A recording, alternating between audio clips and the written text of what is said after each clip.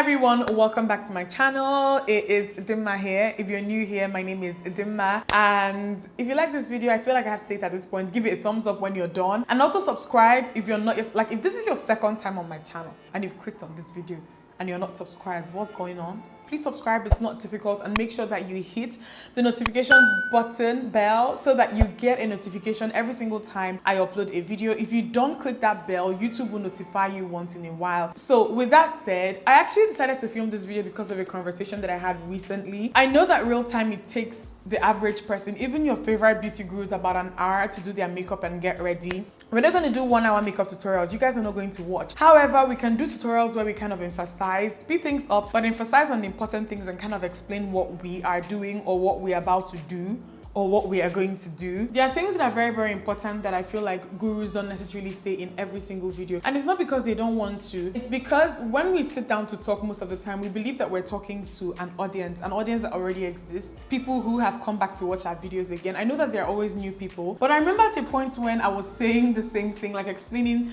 like what I'm doing, like in each step all the time, like in detail in every single video, and you guys kind of got tired. I started getting comments and people were like, Dimma, you've told us these things 1,000,001 times, you don't need to explain it over and over again. So I get the reason why people don't want to sound like a broken record in most of their tutorials, and they kind of expect you to understand what they are doing, but I know that there are people who genuinely don't. So this would be the video to refer to. I think every single time that you've tried to recreate a beauty guru's makeup tutorial and the makeup didn't last as well as you thought it should have, or it didn't turn out the way you thought it would. Okay, so first, more than anything, I don't think that we stress this enough, more than anything, more than the actual products, guys, tools are actually very, very important. I think it's really important that I start off with this. You can have all the products that your favorite beauty guru has used in a tutorial. However, if you don't have the tools, the proper tools, or if you don't use the proper brushes like blending brushes, foundation brushes, a sponge when necessary, you're not going to get the same results. I've seen people go off and buy products because their fave use these products, but then they keep complaining that, you know, the makeup doesn't look as great. And I think that the number one culprit, before I explain any other thing, is the tools that you're using.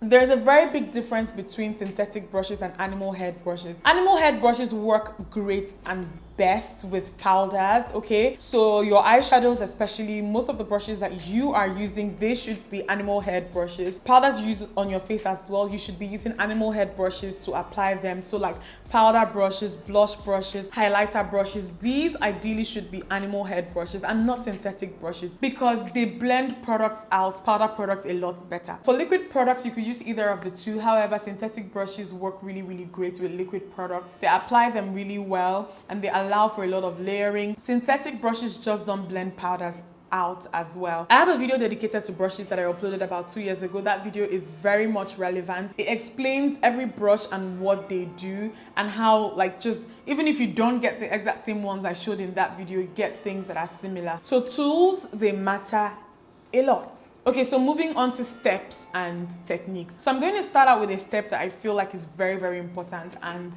I've seen people skip it. I've seen a lot of people in person and just people write to me complaining that their makeup doesn't last and they don't use primers. Guys, if you don't use a primer, you're on your own. I've said this on this channel before, especially if you have oily skin. Every skin type, normal, dry, combination, oily, you should be priming. However, I think that priming is such an essential thing for people with oily and combination to oily skin. It gives your makeup a proper base. It creates this layer that your foundation kind of adheres to. This is the reason why, because I live in Nigeria, I'm talking to you guys right now from Nigeria, and it's very hot. And when you go out to an event and you're sweating, if you see people who don't prime, the foundation is running and leaving streaks and you can see their skin underneath. Most of the time, if you've primed properly, even if you're sweating, your foundation is not necessarily running. The good type of foundation also really matters. Please make sure that there are gurus and influencers and creators on this YouTube you watch who have the same skin type as you. I personally watch a lot of people for technique. I like to watch people to learn how they apply and what they think about certain things. However, there are people that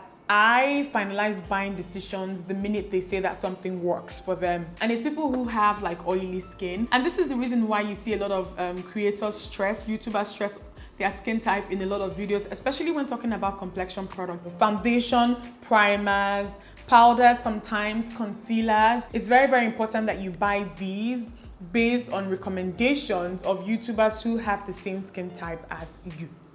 Okay, next thing I'm going to emphasize on is technique when applying complexion products, especially foundation and concealer. You don't want to use your brush and kind of swipe it like you're painting your face. You want to kind of stipple, you know, and just dab till you have coverage in one area and you move on to the next area. I think that this is important, and if you just go over your face as if you're painting, it tends to leave streaks and your foundation is not even. And even let's say when you finish, like the end result kind of looks decent. The minute you go out and then you sweat, or once the foundation starts oxidizing, it becomes really obvious that you don't have even coverage. It's the same thing for concealers as well. I just take my time with my beauty blender and I just kind of blend it out and dab, dab, dab till I have even coverage and everything is blended. You don't want to kind of just sweep, sweep, sweep. And not rushing through it is not like spending 2 hours on it. It's just you being very, very deliberate about like how you're placing the product. Pay extra attention to maybe tips and tricks that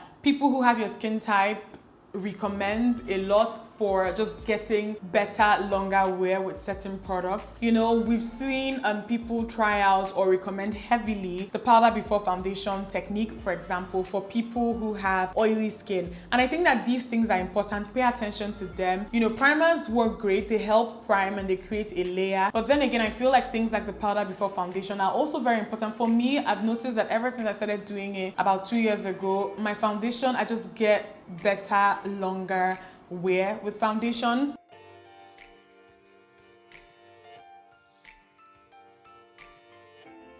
The last thing that I think is really important is setting spray. So you see your favorite beauty gurus at the end of like applying their makeup, they all use setting sprays, but it's the same thing as foundation and concealers and how I've stressed about like those. Don't just go off and buy a setting spray because you like someone's technique and their makeup look really great and they use a particular setting spray. You have to make sure first that that setting spray is good for your skin type. So a lot of like dewy setting sprays, I've realized that if you have oily skin and you use them, they just make your face look greasy. They make your foundation kind of break down a lot faster than it would on a normal day. The only setting spray that I have used that doesn't necessarily do that for people who have oily skin when they are trying to tone down powder is the ABH Dewy Set. If you have normal to dry skin, you don't necessarily want to be using mattifying setting sprays. An example would be the Huda Beauty Resting Boss Face. This, if you have oily skin, I'd highly recommend this. This will lock your foundation down. Like if you apply a lot of it, sometimes you see that your skin even kind of feels a little bit tight after you've applied it. That's how mattifying this is. And I would never recommend that someone who has normal to dry skin use this. It's just going to make your face look really rough and dry. I have a video dedicated to some of the things that I talked about in this video. I have a video on primers. I have a video on the powder before foundation technique. I have a video on brushes. I'm going to link them in the description box, so please make sure to check there. I hope you guys enjoyed this video. Give it a thumbs up if you liked it and subscribe if you're not yet subscribed. I hope this video helped some of you. I'll see you in my next one.